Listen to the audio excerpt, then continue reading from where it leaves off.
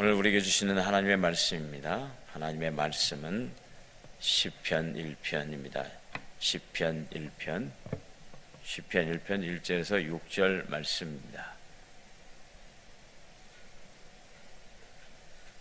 다 찾으신 줄 알고 교독하겠습니다. 복 있는 사람은 악인들의 꾀를 따르지 아니하며 죄인들의 길에 서지 아니하며 오만한 자들의 자리에 앉지 아니하고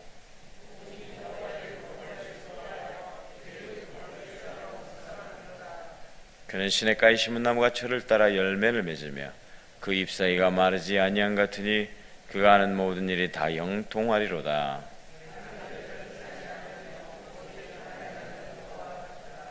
그러므로 악인들은 심판을 견디지 못하며 죄인들이 의인들의 모임에 들지 못하리로다.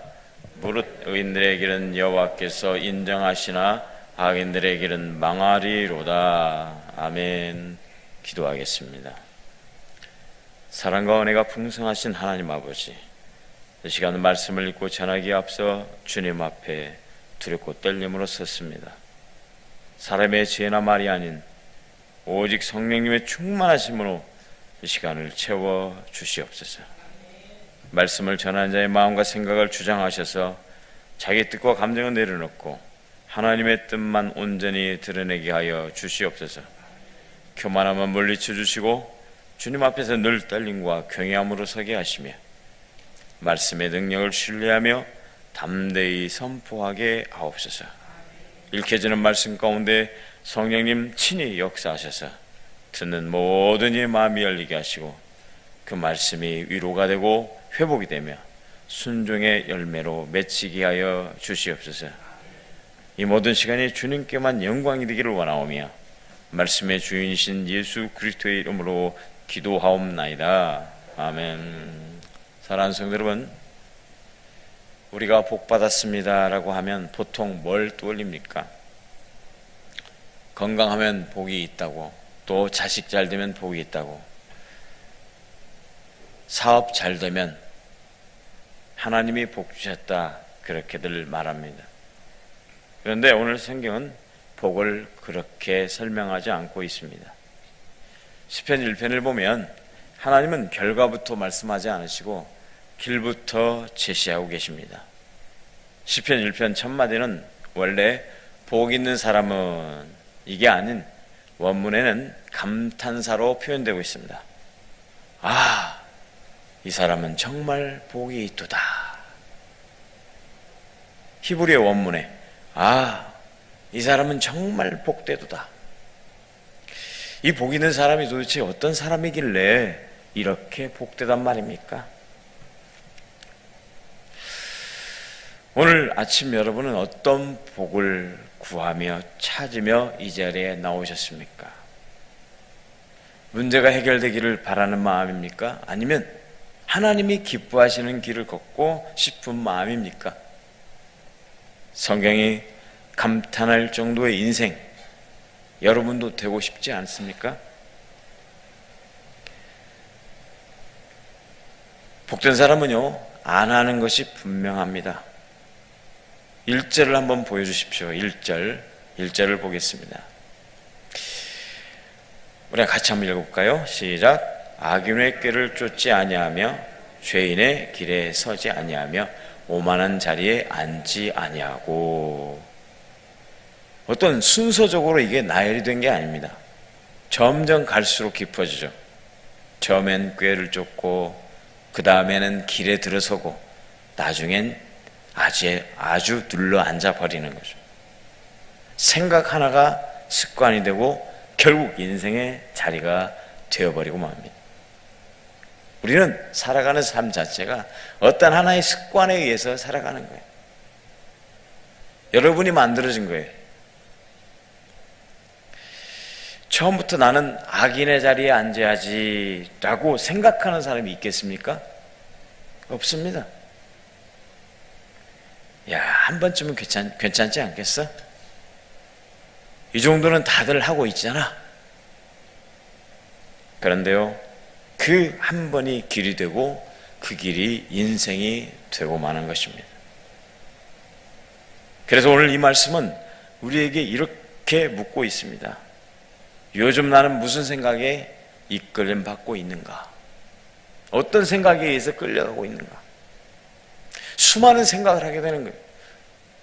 그런데 그것을 내가 하루를 살아가면서 인식을 하고 생각하는 것도 있지만 그렇지 않고 무심코 흘러가는 생각들도 많이 있다는 거예요.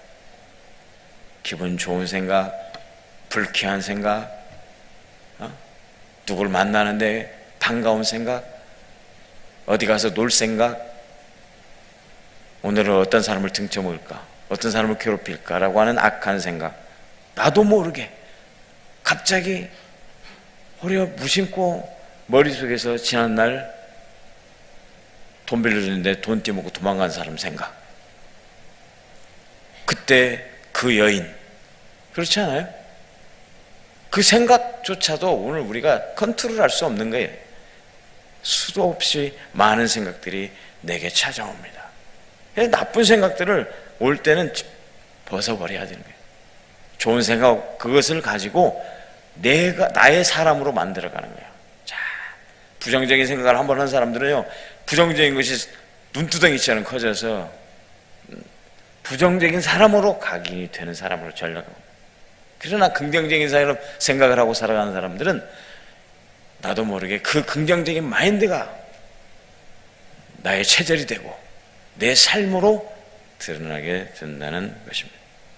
정말 어떤 생각, 그래서 하는 말이 잠언서에는 무릇 지킬 만한 것보다 더욱더 내 마음을 지켜라. 생명의 근원이 이에서 남이니라. 할렐루야. 그렇습니다.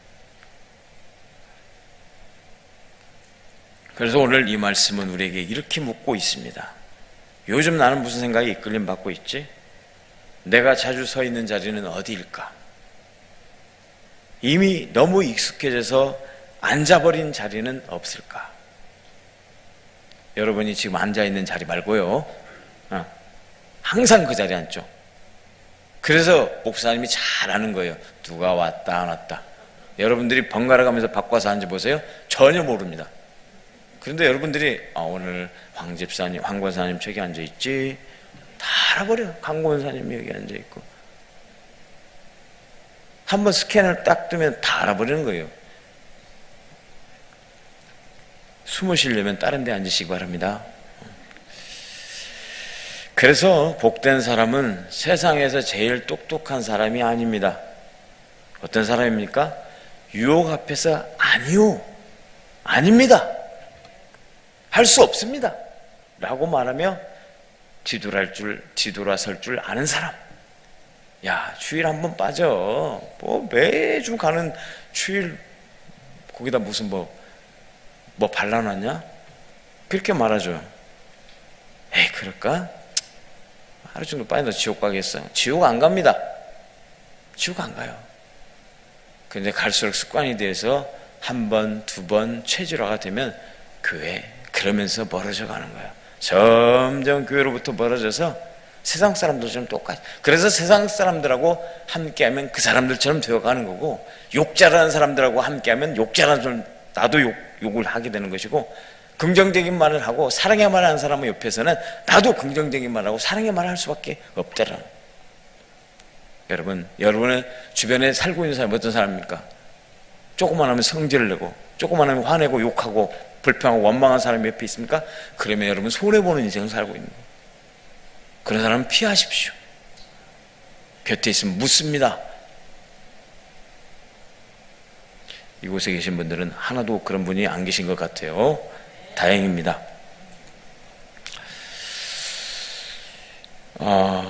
복된 사람은 그러면 세 번째로 어떤 사람입니까? 즐거워할 줄 안다 그래요. 여러분 정말 즐거워하는 인생 살고 있습니까? 입술로는 아멘 하지만도 사실은 우리의 삶의 문제가 얼마나 우리의 무게를, 어깨를 무겁게 합니까? 지금도 이 자리에, 예배자는 자리에 와 있지만은 얼마나 많은 생각들이 스쳐갑니까?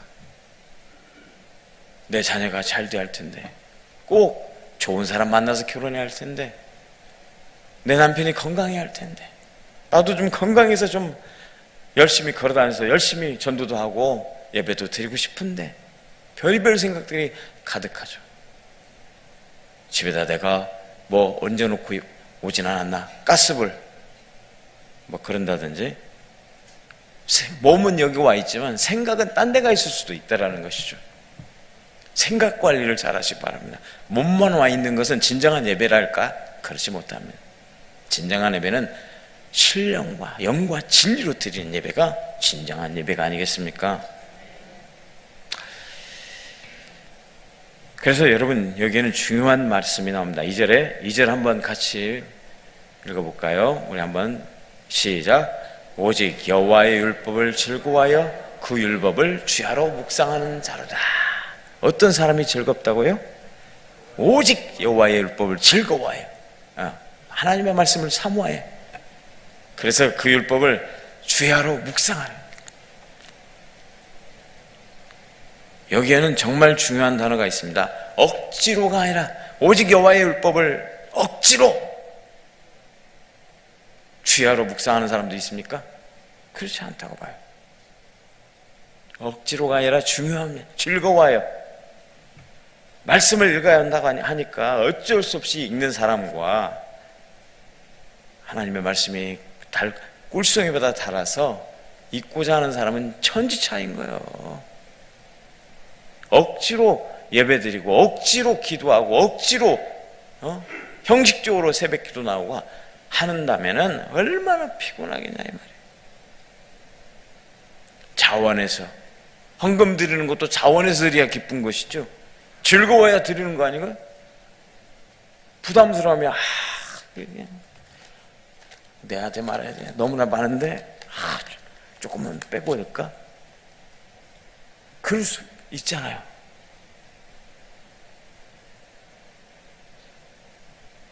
그래서 즐거움은 능력입니다. 할렐루야.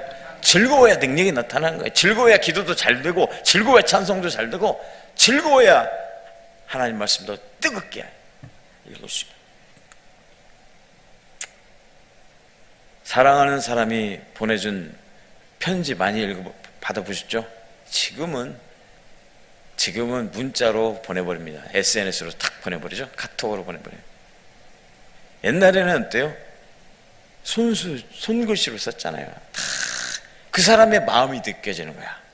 삐뚤빼뚤하면서 그 사람이 어떻게 이 편지 하나를 썼을까라는 것이 정말 마음에 새겨지거든요. 그러면서 그 사람 마음을 전달받는 거예요. 그런데 요즘은 조금 많이 딱딱해지 않습니까? 정서적으로 메말라가는 세상이 되고 있는 것 같아서 너무나 안타깝죠. 사랑하는 사람이 보내준 문자는 어때요? 보고 또 보고 보고 또 보고 앉아도 보고 화장실 가서 보고 밥 먹을 때도 보고 길을 걸어갈 때도 보고 새기고 아예 머릿속에 각인시키잖아요. 그렇지 않아요? 안 그랬나 보네 여기는. 저는 그랬습니다. 저는 꽃편지를 해가지고 그걸 책갈피 속에 끼워놓고 보고 또 보고 내일도 보고 모레도 보고 계속 보는 거야. 그러면서 나도 모르게 새겨지는 거예요. 새겨져. 여러분, 묵상이 따로 필요 없어요. 그게 묵상이죠. 말씀을 사랑한다면 말씀이 삶 속으로 자연스럽게 스며들어야 되지 않겠습니까? 그래서 오늘 이렇게 한번 적용해 보십시오. 야, 오늘 하루 말씀 한 절이라도 내가 마음에 붙잡고 가야겠다. 보고 있는 사람은 어떤 사람? 악인의 꾀를 쫓지 않고 죄인의 길에 서지 않고 오만한 자리에 앉지 않는 자. 내가 한번 그렇게 살아보겠다. 저는 이곳 명성교회 와서부터 집을 나가면서부터 항상 버릇이 하나 생겼습니다. 야, 이스라엘 백성들은 쉐마의 말씀에서 이스라엘에 들으라 오직 하나님 너희 하나님은 오직 한 분이시니까 너는 마음을 다하고 성품을 다하고 힘을 다하여 내 하나님 여호와를 사랑하라. 이 말씀 신명기 6장 4절에서 5절 말씀. 그렇게 나가도 그렇게 말씀을 보고 그 말씀 앞에 기도하고 들어올 때도 그렇고 누워서도 또 이렇게 문간에다가 쉐마의 말씀을 메추자라고 하거든요. 메추자 조그마하니 그 안에다가 너는 마음을 히브리어로 원문으로 써놓는 거예요. 너는 마음을 다하고 성품을 다하고 힘을 그 말씀을 들어가도 나가도 그리고 마음에 새겨 여기 팔에다가 감아요. 그리고 이마에다가 미간에다 붙이고, 성경에 보면 하나님을 사랑한다는 걸 체질을 한번 시켜보자 해서, 저도 나가기 전에 탁 문 열기 전에 너는 마음을 다하고 성품을 다하고 힘을 다하여 내 하나님 여호와를 사랑하라. 그리고 아론의 축복, 여호와는 우리 가정에 복을 주시고 우리 가정에 은혜 베풀어 주시기를 원하고 평강 주시기를 원하고 지켜주시기를 원하노라. 그렇게 선포해 보십시오. 아유, 오늘 하루도 정말 좀 힘들어 죽겠네. 그렇게 시작하는 사람하고 기도로 하루를 시작하는 사람하고 말씀으로 선포하며 시작하는 사람하고 천지 차이가 아니겠습니까?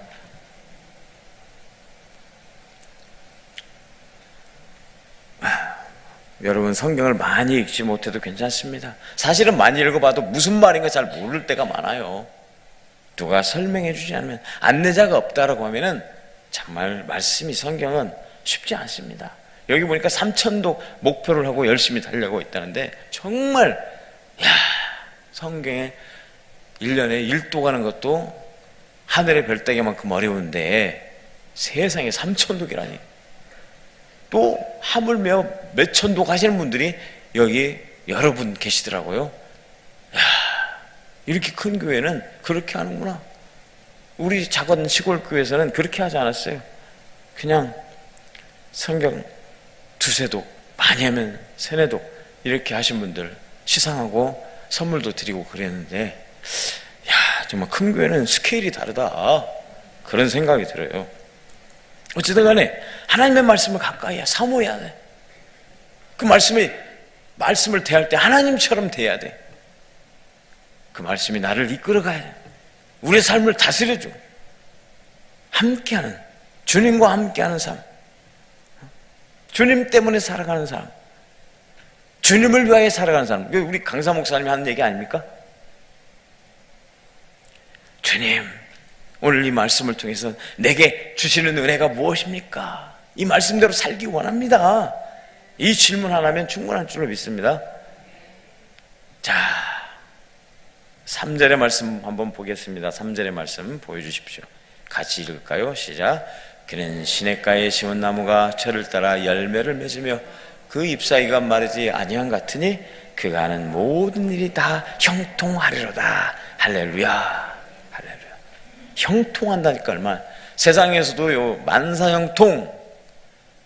근데 착각하지 마십시오. 만사형통이요 다 잘 되는 것이 아닙니다. 요셉을 보십시오. 꿈꾸는 자 요셉은 어땠습니까? 성경에는요 요셉이 가는 곳마다 형통했다고 그래요. 하나님이 함께 하시니 형통하였더라. 그런데 여러분, 요셉이 형통했습니까? 전혀 형통하지 않았어요. 누명을 쓰고 감옥에 갇히고 진흙구덩이에 빠지고 노예로 팔려가고 얼마나 수많은 고초를 겪었습니까? 그런데 어떻게 그 사람의 삶을 보고 형통했다. 사랑하는 가족들 떠나서 엄마도 어머니도 일찍 여의고 그런 사람의 삶이 무슨 형통입니까? 죽도록 어린 나이에 애굽으로 팔려가. 애굽이란 말도 어려운 얘기예요. 우리나라 말만 애굽이라고 그래요. 처음 알았죠? 이집트. 출애굽이라고, 출애굽이라고 하잖아요. 출애굽. 어려워요. 애굽 탈출기. 그렇게 하죠. 근데 애굽이란 말은 아무도 모르고 이집트. 그곳에 가서 얼마나 죽을 고생을 하냔 말이야. 산전수전 다. 그런데 하나님이 함께 하시니 형통하였더라. 그렇게 말하고 있잖아요. 하나님이 함께 하셔도 하나님이 함께 하셔도 어렵고 힘든 일이 많이 일어난 줄로 믿습니다. 있는 거예요. 있어. 고난을 피하지 마세요. 고난의 파도 타기로 들어보세요. 파도 타기? 파도가 엄청 바람이 세게 불고 파도가 크게 일렁일 때 사람들이 파도 타기 하는 사람들 보셨습니까? 잔잔한 바다에서 파도 타는 사람 봤어요? 아무리 파도가 크게 일렁일지라도 그 파도를 타고 올라가듯이 고난을 여러분 파도를 타버려요. 힘들면 세게 파도가 불면은 파도 타고 높이 타고 올라가는 대로 내려가는 대로 이렇게 타고 가면 되는 거예요. 고난의 터널을 지나가는 거, 그건 하나의 과정이라는 거죠. 잠깐이고 지나가면 또 바깥이 보입니다. 환한 바깥이. 그러니까 자, 그래서 형통하려다. 여러분, 이 나무가 잘 되는 이유가 무엇입니까? 비가 많이 와서일까요? 아니면 날씨가 좋아서입니까? 아닙니다. 시냇가에 심겨져 있기 때문입니다. 시냇가에. 환경이 아니라 뿌리라는 거예요. 뿌리. 여러분, 혹시 요즘 열매가 없는 것 같아 낙심하고 계신 분 계십니까? 겨울 같아 보이는 인생을 살고 계십니까? 말씀에 뿌리 내린 인생은 당장 열매가 없어 보일지라도 마르지 않습니다. 때가 되면 반드시 열매를 맺게 됨을 믿으시기 바랍니다. 네 번째로 네 번 4절입니다. 한번 4절을 보여주시기 바랍니다. 같이 읽겠습니다. 시작. 악인은 그렇지 않으며 바람에 나는 겨와 같도다. 겨는 어때요? 겨는 바람 불면 높이 날아갑니다. 그런데 뿌리가 없습니다. 그래서 바람이 멈추면 어때요? 끝이에요. 그냥 떨어져내요. 요즘 세상은 겨 같은 성공을 부러워하고 있습니다. 빨리 뜨고 크게 벌고 화려하게 보이고 얼마나 높이 날았느냐가 아니라 얼마나 깊이 뿌리 내렸느냐. 사랑하는 성도 여러분, 지금 여러분의 인생을 붙잡고 있는 것은 무엇입니까? 사람의 인정입니까? 사람들한테 인정받으려고 합니까? 피곤합니다. 아니면 하나님의 말씀입니까? 6절의 말씀을 보여주시기 바랍니다. 6절 같이 한번 읽겠습니다. 시작. 무릇 의인들의 길은 여호와께서 인정하시나 악인들의 길은 망하리로다. 아멘. 성경은 분명하게 말씀하십니다. 중간길은 없어요. 가운데는 없어요. 망하든지 흥하든지 둘 중에 지옥이든지 천국이든지 하란 말입니다. 여러분 말씀을 따라가시렵니까? 아니면 여러분의 생각을 따라가시렵니까? 하나님이 인정하시는 길은 하나밖에 없어요. 말씀을 즐거워하며 걷는 길이다. 오늘 하루에도 우리는 수많은 선택 앞에 서게 될 것입니까? 그때마다 이 질문 하나만 기억해 주십시오. 오늘 내가 걷고 있는 이 길이 하나님이 인정하시는 길일까? 여러분, 이 시편 1편을 완벽하게 살아내는 사람이 있을까요? 없습니다. 솔직히 말하면 다 실패했습니다. 그런데 한 분이 계십니다. 예수 그리스도이십니다. 할렐루야. 그래서 복은 내가 잘해서 받는 상이 아니라 예수님 안에 있기 때문에 누리는 은혜임을 믿습니다. 혹시 나는 안 되는 사람이라고 마음이 무거워진 분이 있다면 오늘 이 말씀은 여러분을 정죄하는 말씀이 아니라 예수님께로 초대하는 말씀이라는 사실을 기억하시기 바랍니다. 말씀을 정리하겠습니다. 지금 여러분께서는 지금 서 계신 곳 이미 이 자리가 복된 자리인 줄로 믿습니다. 쉽지 않아요. 젊으신 분들이 새벽기도 나오는 거요? 어렵습니다. 죄송하지만 연세 드신 분들은 그래도 해요. 잠이 없어서. 그런데 젊은 사람들은 얼마나 잠이 많은지 몰라요. 훌륭하십니다. 정말 새벽기도 이렇게 열심히 나오시는 명성교회 성도님들 정말 훌륭하십니다. 대단하셔요. 정말 존경스럽습니다. 그래서 오늘 하루 이렇게 한번 살아보십시오. 말씀 한 구절을 마음에 품어보고 유혹 앞에서 한번 멈춰보고 선택 앞에서 주님이라면 어떻게 했을까? 그 길을 하나님이 인정해 주실 줄로 믿습니다. 그리고 하나님은 오늘도 이렇게 말씀하실 것입니다. 아, 이 사람은 참으로 복되도다. 기도하겠습니다. 오늘도 1000번째 감사함을 하나님께 올려드립니다. 하나님 아버지, 복을 결과로만 생각했던 저희를 용서해 주시옵소서. 오늘 다시 말씀의 길을 선택하게 하시니 감사를 드립니다. 악인의 꾀에서 우리를 지켜주시고 여호와의 율법을 즐거워하는 심령이 되게 하여 주시옵소서. 이 시간에도 1000번째로 감사로 드린 손길들 위해 기도가 응답되는 역사 있게 하여 주시고 복 있는 인생으로 하나님을 자랑하며 살게 하여 주시옵소서. 예수 그리스도 안에 있음이 참된 복임을 깨닫고 살아가게 하여 주시옵소서. 예수님의 이름으로 간절히 기도하오며 이제는 우리 주 예수 그리스도의 은혜와 하나님 아버지의 사랑하심과 성령의 교통하심이 말씀의 길을 선택하며 복된 사람으로 살아가기를 결단하는 모든 성도들 위해 이제부터 영원까지 함께 하시기를 간절히 축원하옵나이다. 아멘.